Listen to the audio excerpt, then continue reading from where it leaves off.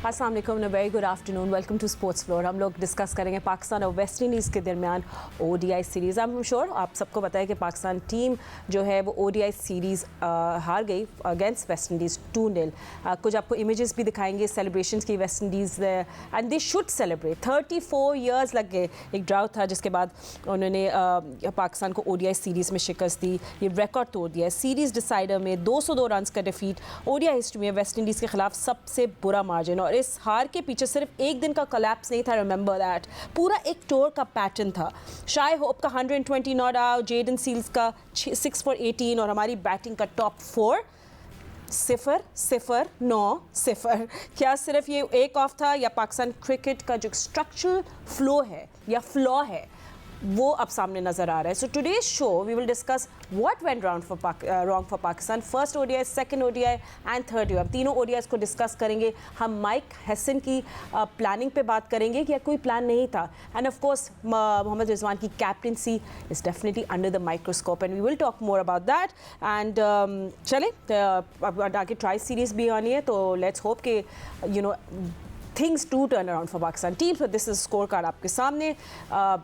जल्दी से मैं अपने एनालिस्ट को भी इंट्रोड्यूस कर लेती हूँ और थोड़ा सा रिकैप भी कर दें कि हमने first ODI by the way जीता था। अगर आपको याद होगा, नवाज़ और तलत जो थे उनकी पार्टनरशिप, रिकवरी भी की, हमने कोलैप्स भी कर दिया था।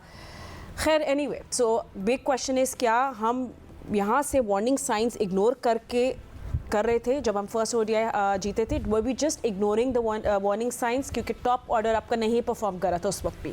एनीवे, हमारे एनालिस्ट हमारे साथ मौजूद है, will talk more about this. मेरे साथ है क्रिकेट के Sikandar, mister Sikandarabad, Pakistan cricket team के former captain mister Rashid Latif. Sik, will start with you.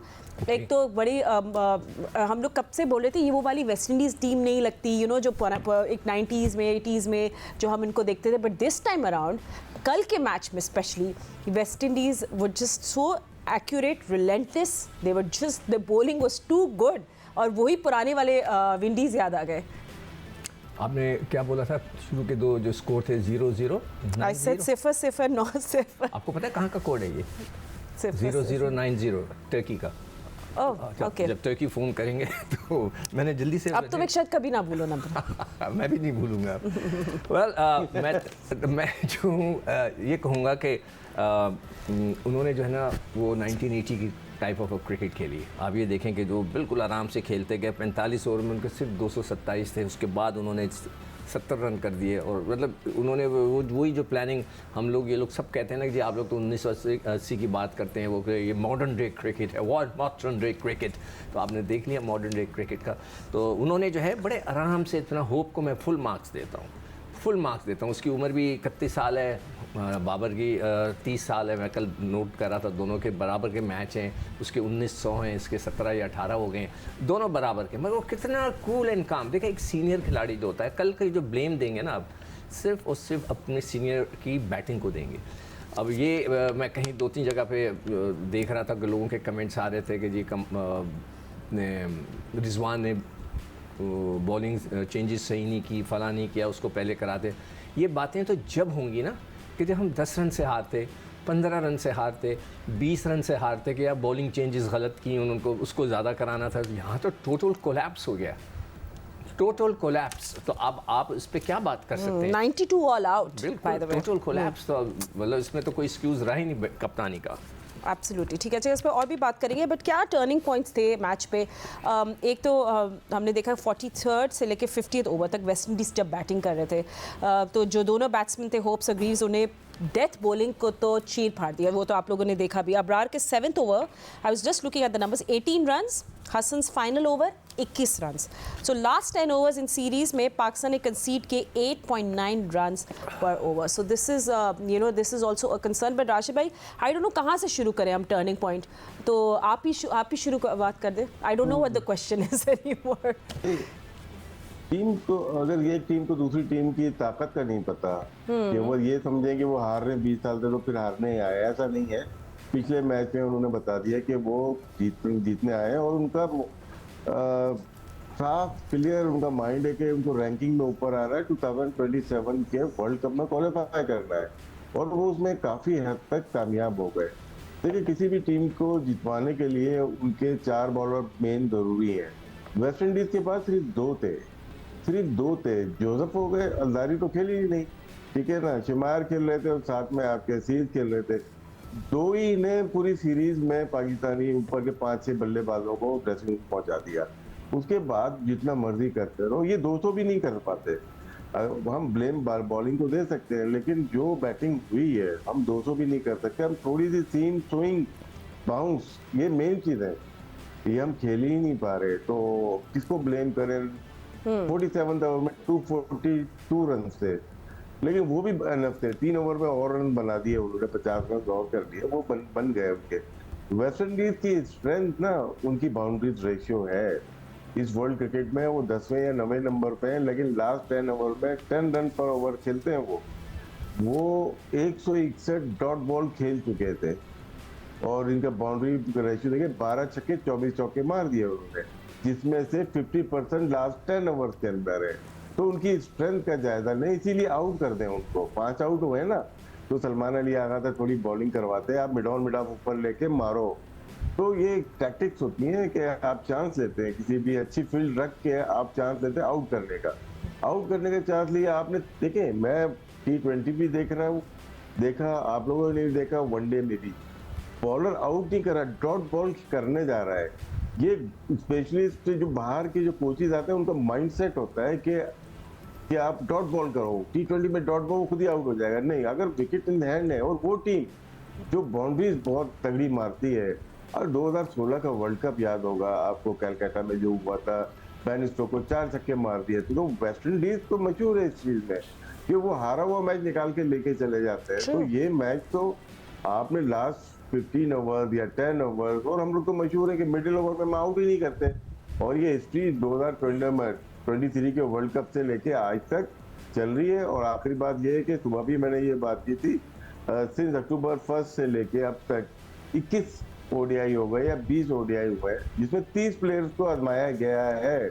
14 batsman, 16 ball, मतलब 14 बॉलर, 2-3 ऑलराउंडर जो भी है उनको आजमाया गया। क्या इतने ज्यादा प्लेयर की जरूरत थी? चले थी। उसमें 4 हेड कोचेस तब्दील होते हैं, 3 कैप्टन चेंज होते हैं, और कितने एक मैच हारते हैं ये आपको बखूबी अंदाजा होना चाहिए। थोड़े स्टेबल होना चाहिए पाकिस्तान क्रिकेट बोर्ड को। इस तरह से अभी चेंजिंग कैप्टन की, प्लेयर्स की, सबकी, तो इस तरह से टीमें नहीं बनाई जाती। एंड यू नो, आप कैप्टनसी की बात कर रहे हैं, तो रिजवान की कैप्टनसी पे भी काफ़ी बातें हो रही हैं, काफ़ी चर्चा हो रहा है सोशल मीडिया पे भी, fans are also talking about it. And Sikandar, 2-3 चीज़ें थी। एक तो रिजवान ने डिले किया ब्रिंगिंग नसीम बैक, जब होप आपको पता है बिल्कुल टॉप पोस्ट में चल रहे थे, एक्सीलेट कर रहे थे। फिर अबरार को हेल्ड किया डेथ ओवर्स में, डिस्पाइट होप था स्ट्राइक पे।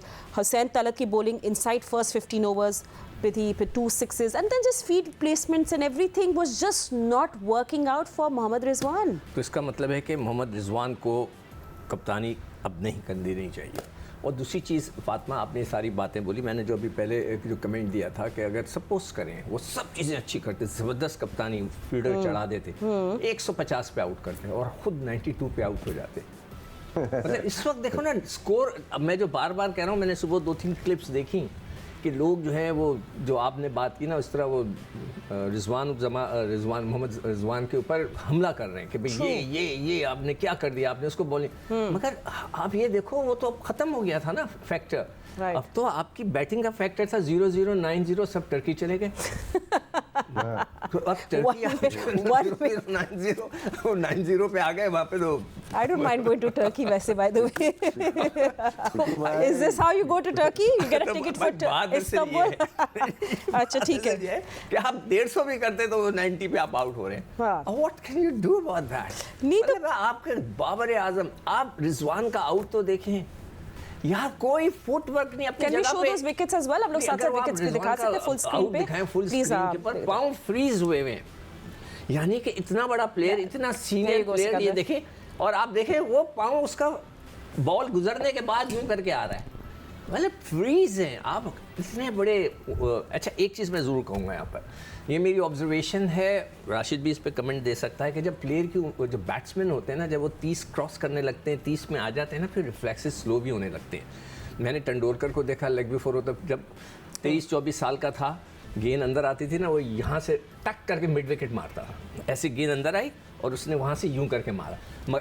जब वो 30 साल के बाद आया तो वो ये शॉट गेंद मिस होती थी और लेग में 4 होता था, तो वो एज फैक्टर्स भी आ गए हैं। राइट, ठीक वो है। भी हाँ चले चलो हमसे go on a break, but you know अभी हम लोग टॉप 4 की बात करें, क्या हम लोग बैटिंग डेप्थ फोकस कर रहे थे? We completely neglected our top 4, Abdullah and Saim की repeated failures. We have to talk more, but after short break, don't go anywhere.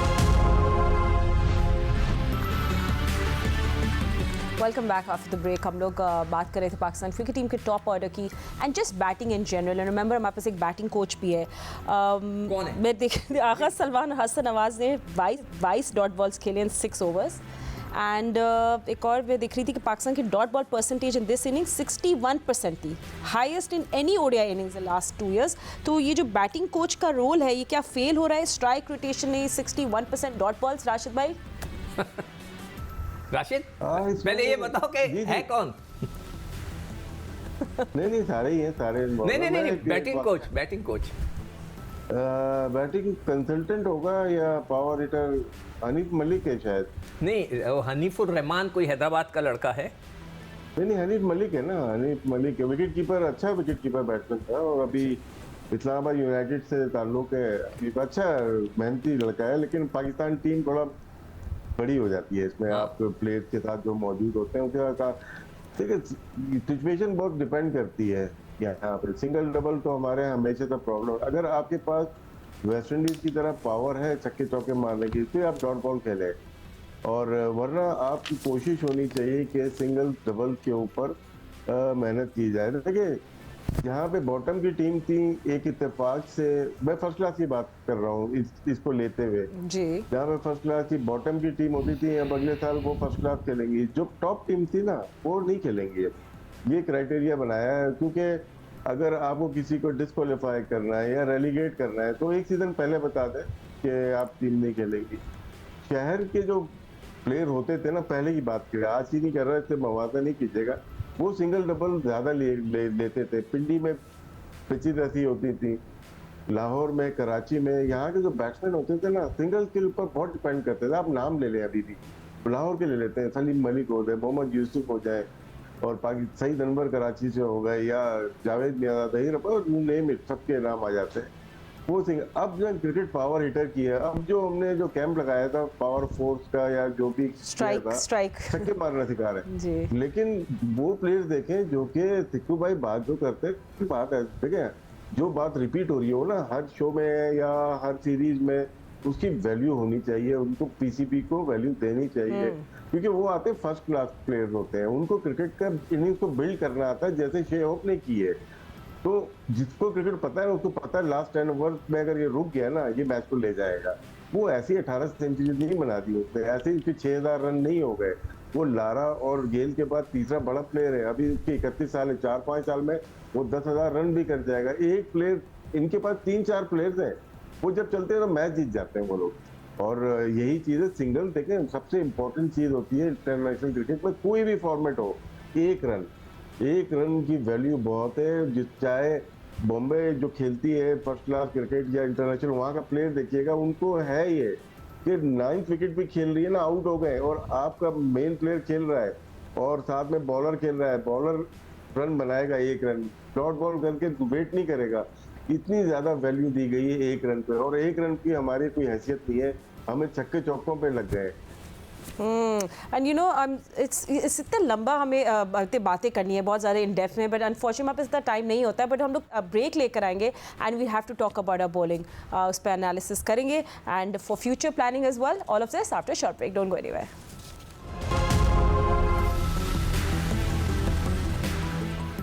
Welcome back after the break. हम लोग पाकिस्तान की बॉलिंग पे बात कर रहे थे। In Sikandar, we must admit, we know this, our bowling was horrible yesterday. I mean इतने सारे टैक्टिकल फ्लॉज भी थे, फिर ऑफ कोर्स रिजवान की कैप्टनसी भी बीच में आ जाती है। एंड आई जस्ट उसके साथ मैं आपसे पूछना चाहती हूँ, माइक हैसन का सीरीज में अप्रोच क्या थी? What was his planning? उनका काउंटर प्लान क्या था अगेंस्ट वेस्ट इंडीज़? सो ये सब मैं सवाल आपसे एक ही उसमें पूछ रही हूँ। एक तो लगता है माइक का एलर्जी है कि 2 स्पिनर रेगुलर खेले। सुफियान को भाई खिलाओ, खिला के बनाओ। उसने बिल्कुल डोमेस्टिक क्रिकेट नहीं खेली हुई, एक मैच भी 4 रोज़ा नहीं खेला, उसको पता ही नहीं है कि 10 ओवर कैसे गए, मगर आप खिलाओ, डालो उसको। भाई अब डाल देते ना, पता नहीं उसको खिलाते हैं तो इब्रार को पूरे 6-7 मैच नहीं खिलाया, उसके बाद उनकी थिंकिंग मुझे नहीं पता क्या है। अब मुझे नहीं पता कि एशिया वो जो ट्राई सीरीज़ अभी आने वाली है, फिर एशिया कप आने वाला है, तो वो शादाब को फ़ौरन उठा के ले आएंगे, भाई उसको मैच खिलाओ, देखो वो फिट भी है नहीं है, सही बॉलिंग कर रहा है नहीं कर रहा, फिर आप उसको लेकर आएँ, ऐसे नहीं लेकर आएँ, ये गलत होता है, कभी भी इस तरह नहीं होता। वो इतना बड़ा कोई विवियन रिचर्ड्स नहीं है कि टांग टूटी हुई है तो एक प्लास्टर बना के ले जाएं, नहीं, जस्ट होल्ड ऑन, उसको खिलाएं, पहले देखें फिर उसके बाद लेकर आएँ। एक तो उसकी स्ट्रेटजी मुझे समझ में नहीं आई कि ज़्यादा से ज़्यादा ऑलराउंडर हों, 8-8 बैट्समैन जिसमें शामिल हो जाते हैं, 3 बॉलर्स होते हैं, 2 fast bowler 1 spinner, 2 fast bowler 1 spinner, फिर उसका एक स्पिनर को गिरा के दूसरा स्पिनर, भाई दूसरे को खिलाओ। बिल्कुल मुझे इसकी स्ट्रैटेजी समझ में नहीं है। बैटिंग का जो है वो तो सब लड़के वही नंबर से खेलते हुए आ रहे हैं, ठीक है, वो लड़के फेल हो रहे हैं, किसी का फुटवर्क नहीं चल रहा, कोई अपने मस्त है अपने, मतलब उसको समझ में नहीं आ रहा क्या हो रहा है। बॉलिंग के अंदर उसको बिल्कुल आइडिया नहीं है कि जो मेरे हिसाब से कि जी स्पेशलिस्ट बॉलर्स खेलने चाहिए हर हाल में, कम से कम 2 फास्ट बॉलर पक्के वाले, 2 स्पिनर पक्के वाले, ऊपर 2 ऑलराउंडर्स होने चाहिए, एक स्पिनिंग ऑलराउंडर एक सीमिंग ऑलराउंडर, दोनों मौजूद हैं आपके पास, और बाकी बैट्समैन वो मुझे उसकी स्ट्रेटजी समझ में नहीं आ रही कि वो सिर्फ स्पेशलिस्ट 3 बॉलरों से खेलता है। Right, and you know exactly, full time bowlers कम है, पार्ट टाइमर्स ज़्यादा हैं। I mean excuse my ignorance, मगर मैं समझी शायद ये एक मॉडर्न स्ट्रैटेजी है ओडीआई की, but I don't think so. But Rashid भाई चले अब बात कर लेते हैं, अब आगे में ट्राई सीरीज़ भी आनी है, इस सीरीज़ को में हमने क्या सीखा क्या नहीं, हमारी टॉप ऑर्डर, हमारी मिडिल ऑर्डर की फ्लेक्सिबिलिटी, हमारी डेथ ओवर्स की बॉलिंग, हमारी कैप्टनसी, बहुत सारी चीज़ें वापस बोर्ड रूम में लेकर जानी पड़ेंगी पाकिस्तान टीम को, या थिंक टैंक को उनके। थिंक करेंगे तो थिंक टैंक बनेगा ना। तो थिंक नहीं कर पा रहे है। एनीवे, ये नहीं है कि ट्राई सीरीज हमारी आने वाली है, हमें एशिया कप देखना है कि वहाँ पे हमारी स्टैंडिंग क्या हो। भारत से मैच है, वो बहुत टफ मैचेस होने वाले हैं। ये तो मैच झेल लेंगे, वेस्ट इंडीज से हार गए, अफगानिस्तान से हार गए, यूएई से हार गए या जीत गए, ये इतना इशू नहीं है। ये एशिया कप बहुत भारी आने वाला है। फिर उसके बाद वर्ल्ड कप है 26 में, ज़्यादा दूर नहीं है, पलक झपकते ही टाइम निकल जाएगा। क्या हमारी टीम वनडे T20 में चले हो जाता है, जीत जाते हैं हार जाते हैं। वनडे में पूरा मैच खेलना है आपको, 50 ओवर्स हैं, और ये देखो जो टीम लगती है नए बाहर के कोचेज की, वो 2 घंटे से ज़्यादा प्रैक्टिस नहीं करते। यहाँ पे 3.5 से 3.25 घंटे सिर्फ फील्डिंग करनी है आपको, और फिर इसमें 3 स्पेल 4 स्पेल बॉलिंग, तो वो आदत नहीं रही इनकी, और खेलते हैं नहीं फर्स्ट क्लास कोई भी। तो इनको, जिस टीम को 3.5 घंटे प्रैक्टिस करने की आदत नहीं, तो मैच पे तो डबल प्रेशर होता है, उसमें भी खड़े होने की आदत नहीं है। तो ये नहीं है कि हमारी टीम कहाँ खड़ी हुई है, हमारी टीम कहाँ जा रही है, ये बहुत अहम है, और किन के हाथों में है, सबसे बड़ा मसला है ना, हाथों में किसके है। तो ये बिजनेस बना लिया है, बिजनेस में नुकसान शायद क्रिकेट को बहुत ज़्यादा हो रहा है, माली फ़ायदा शायद बोर्ड के अहदेदारों को बहुत ज़्यादा हो रहा है, बिजनेस में ज़्यादा हो रहा है, ब्रॉडकास्टिंग प्रोडक्शन में बहुत पैसा है, मार्केटिंग में बहुत पैसा आ गया। एक चीज़ निगलेक्ट हो गई इसमें, वो है cricket. Absolutely, and well said. And अब पता नहीं टॉप ऑर्डर रीबिल्ड कैसे होगा सिकंदर। मैं तो ये सोच गया फ़खर तो खैर इज इंजर्ड, पे इमाम आ जाएंगे वापस। I don't know what was gonna happen. मैं थोड़ा पुराने अंदाज से मैं बात करूंगा। लोग कहते हैं ना हम 1980s के हैं, मैं उसी अंदाज से बात करूंगा कि नंबर 1 ये कि सबको मेक श्योर अभी इसने भी कह दिया कि डोमेस्टिक क्रिकेट खेलें 4 रोज़ा, ठीक है, एक को भी ना NOC दे, कुछ हो जाए ना दे, और सबके सेंट्रल कॉन्ट्रैक्ट देखें। ये पैसों का खेल है, ये लोग मतलब है कि पैसों के खातिर वो बांग्लादेश या युगांडा की भी लीग खेलने जाएंगे। ठीक है Sikandar, so sorry, we running out of time, but हमारी कॉन्वर्सेशंस ऑफ कोर्स हमेशा चलती रहेगी about cricket. Will see you soon जब ट्राई नेशन शुरू होगी सीरीज, ये सीरीज रैप अप हो गई है। अभी के लिए इतना ही वक्त है। अल्लाह हाफिज़।